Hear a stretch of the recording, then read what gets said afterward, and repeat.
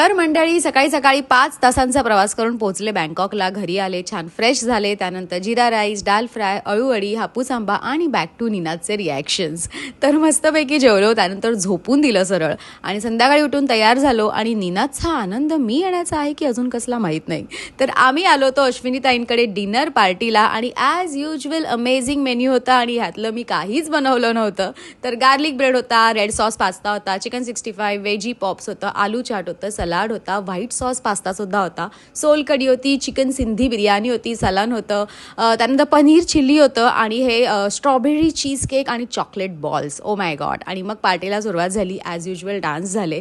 तर आज भेटण्याचं कारण म्हणजे आमची गीता, तुम्ही तिला प्रत्येक व्लॉगमध्ये पाहतच असाल, आमच्यासाठी सुंदर सुंदर थेपले मठरी काय काय बनवून आणायची ती. तर फायनली ती चालली आहे इंडियाला. खूप वाईट वाटतं, असं थोडा इमोशनल मुवमेंट होता, पण आम्ही तिला खूप हसवलं, धमाल केली. तर मग असा होता